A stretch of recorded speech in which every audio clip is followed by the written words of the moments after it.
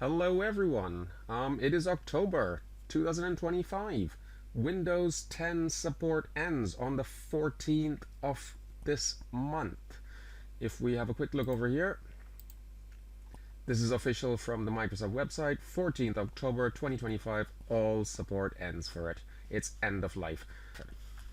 Now, the only thing you need to do is do this. I'm going to quickly close this down and show you how you get there. Click on this, type reg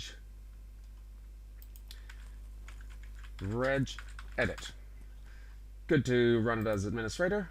This is an official Microsoft Windows program. It comes from it. I haven't installed that. That comes with it. It's by Microsoft. Here you go. Click yes, run it as admin. Now when you open it up, it's not going to go to this location. So I'm going to show you what you need to do. I'm just going to make this full screen.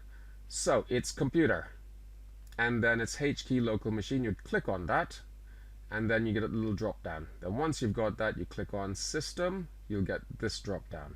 Then when you get that, click on setup, and then you have MoSetup. When you click it, this one thing is not here.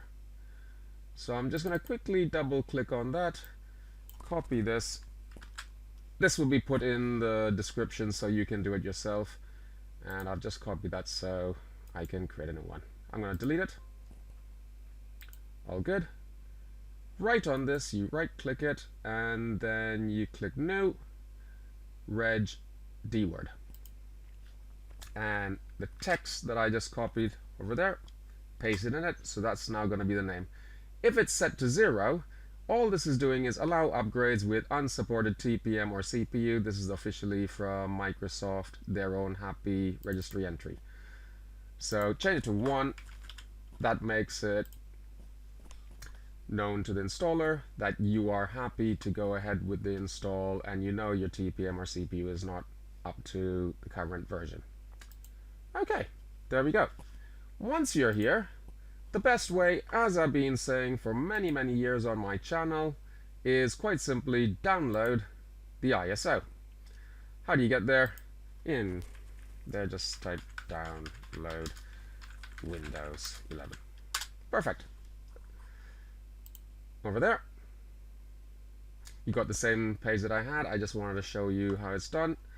And then download Windows 11 ISO. Click over here, select download multi-edition ISO, confirm,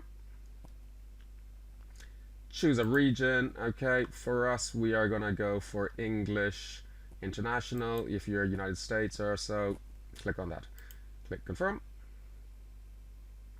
and then 64-bit download, click on that, and you'll suddenly see it's starting to download. Now I've already downloaded that. When you download it, it's likely going into your downloads folder, which can be got over here. Close it off. And what I did was just transfer it to the desktop so it's a little bit easier to get running. Open up, it's an ISO file, you will always get that, don't worry. And this is that ISO, the internal contents of it. If you click on setup, you will now see why I said don't worry about it. It's now officially verified by Microsoft. Click yes.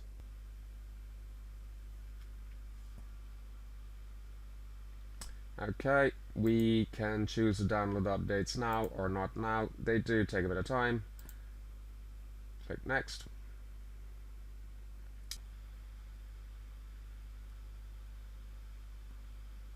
Okay, here we go. You're happy to accept the licenses. Okay, and now it's done its checks. It says this PC does not meet the minimum system requirements. We already knew that, okay, because of the CPU not being there.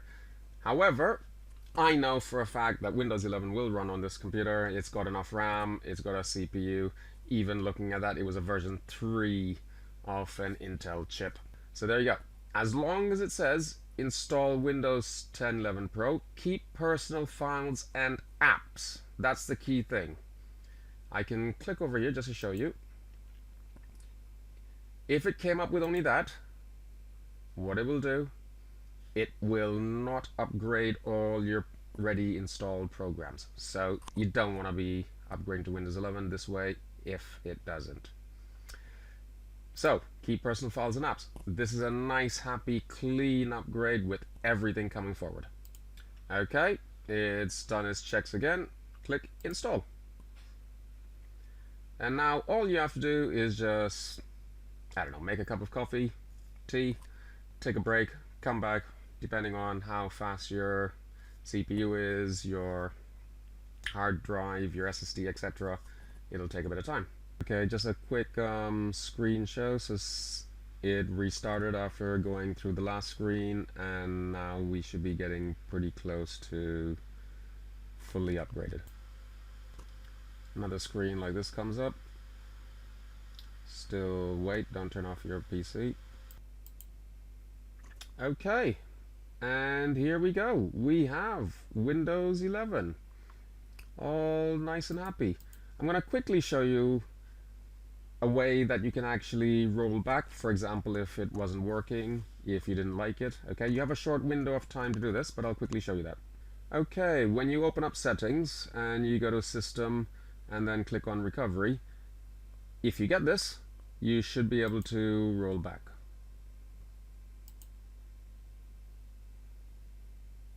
There you go. I'll just quickly cancel it.